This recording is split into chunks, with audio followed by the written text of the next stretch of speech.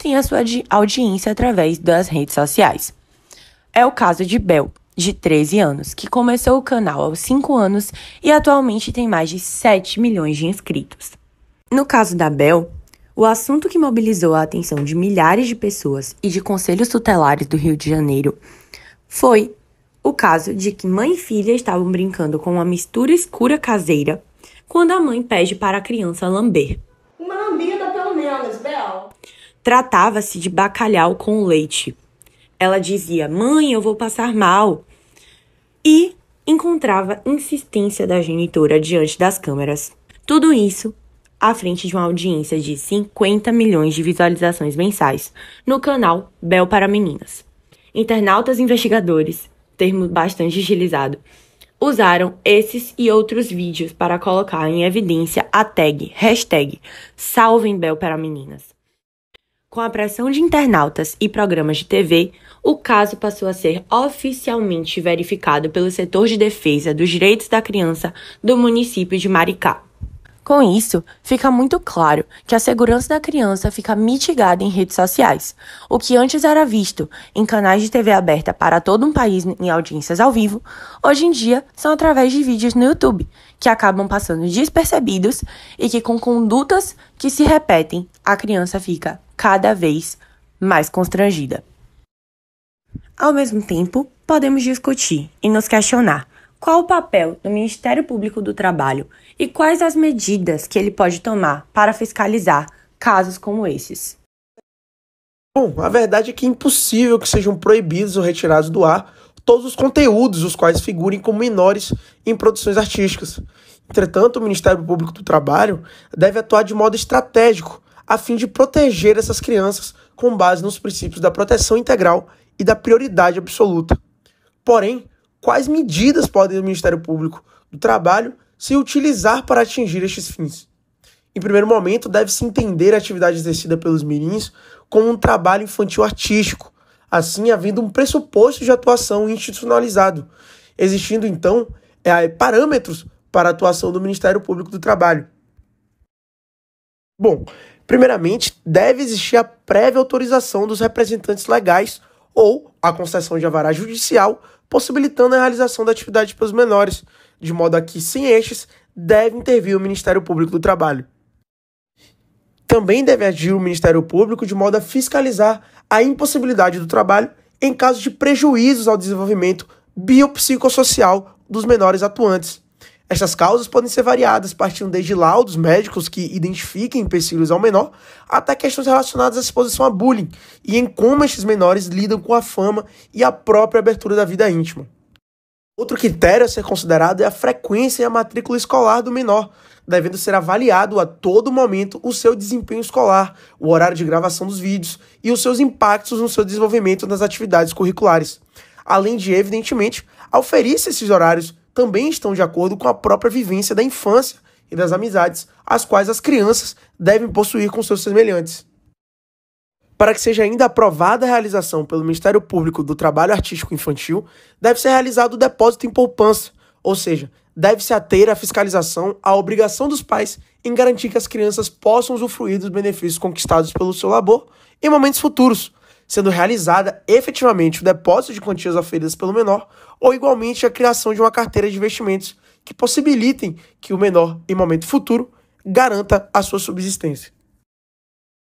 Em virtude do exposto, foi convidada a magistrada doutora Viviane Leite, do Tribunal Regional do Trabalho da 5ª Região, onde ela pôde expor um parecer sobre a constitucionalidade do trabalho infantil artístico, onde perguntamos, em verdade, se a senhora doutora concordava com o entendimento de que essa atividade não se classificaria na condição de trabalho formal. Por isso, ela destacou que o trabalho infantil é uma das piores formas de exploração de crianças e adolescentes.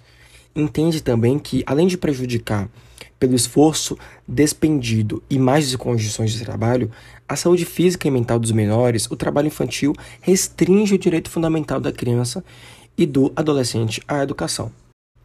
Ou seja, dessa forma, entende doutora Viviane Leite que o trabalho infantil artístico para menores de 16 anos se configura como inconstitucional.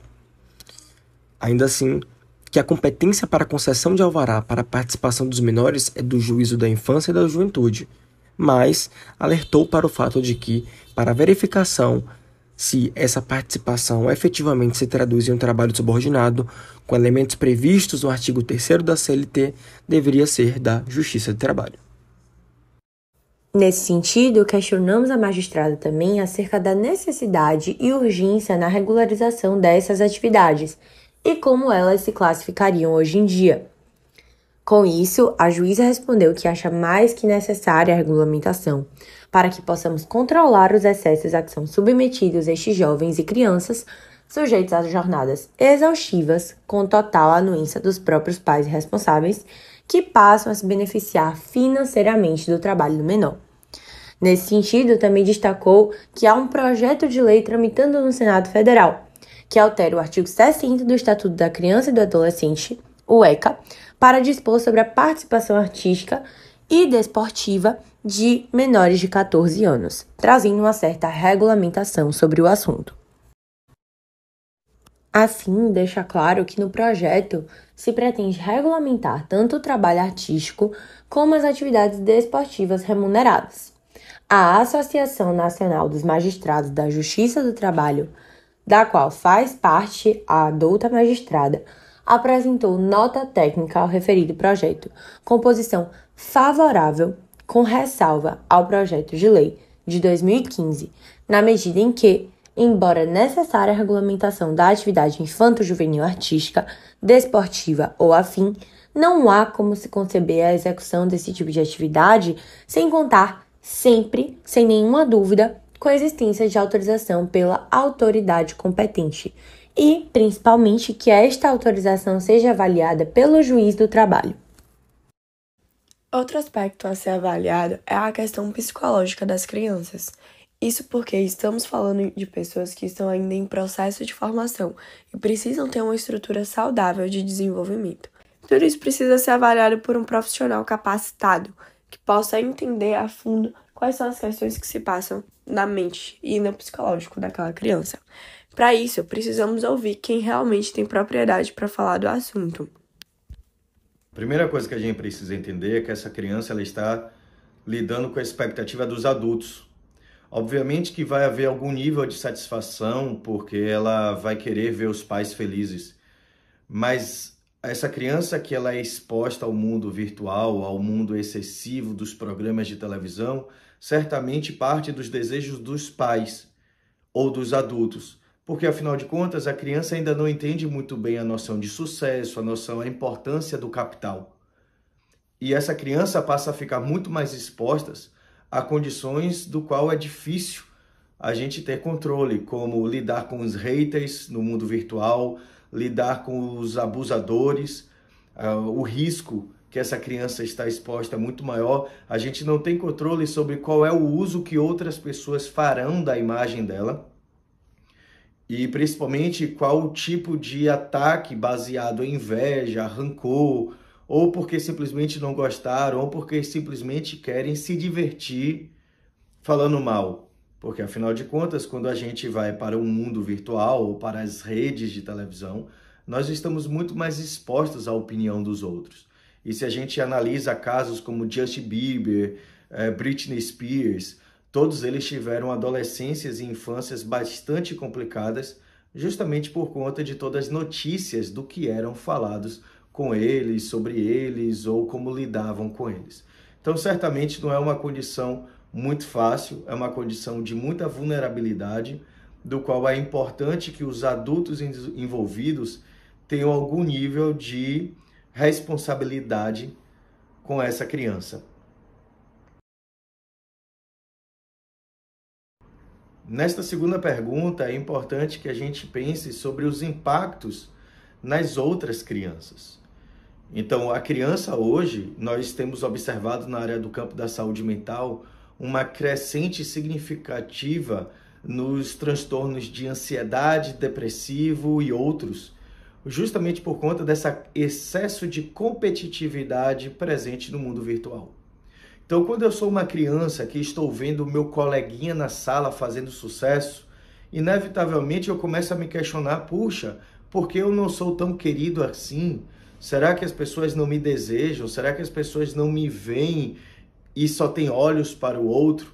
Então estamos levando reflexões e situações e crises existenciais muito profundas para crianças muito novas. Porque enquanto algumas têm 10, 100 pessoas dentro da sua rede social, ou às vezes nem rede social tem, justamente porque a família cuida, outras crianças já têm 20 mil, 50 mil, 100 mil ou mais, e começa a haver uma relação de competitividade inevitável. Será que eu não sou tão boa assim? Ou, puxa, esse meu coleguinha que está nessa condição, ou aquela outra pessoa que eu estou andando ali na rede social e vejo, nossa, ela tem uma vida que eu não tenho. Inevitavelmente, eu começo então a desenvolver uma relação de competitividade, de baixa autoestima, de querer ter algo que eu não tenho. E aí vem a base da ansiedade. Porque a ansiedade sempre nos joga para o futuro, para aquilo que eu ainda não tenho, para aquilo que eu gostaria de ter. E eu fico na angústia, porque eu não me satisfaço hoje com a vida que eu tenho. Eu sempre estou na falta sobre aquilo que eu gostaria de ter, que o outro tem, que a grama do vizinho é muito mais verde do que a minha e que eu não tenho. Mas estamos falando deste impacto em crianças de 8 anos, 10 anos, 13 anos e por aí vai.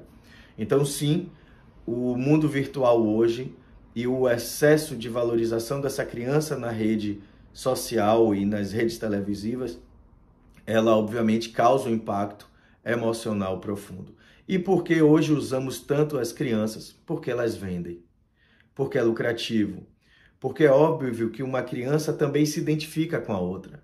E ela admira, e ela fala, puxa, aquela criança, ela tem aquele brinquedo que eu gostaria de ter. Então, para eu me tornar uma pessoa legal, eu vou precisar ter aquele brinquedo, aquele produto, aquele refrigerante, aquilo que é tão colorido, que é tão legal, porque a imagem é sempre muito positiva. E eu fico sempre nesse desejo. Então, é óbvio que as crianças são utilizadas e cada vez mais utilizadas, porque elas são lucrativas a uma grande rede que vende objetos, que vende brinquedos, que vende comida, que vende parques e inúmeras outras atividades. Então é importante que o direito fique muito atento para que a gente proteja a criança, para que a gente proteja a infância dessa criança, porque o prejuízo emocional pode ser profundo e pode ser bastante duradouro.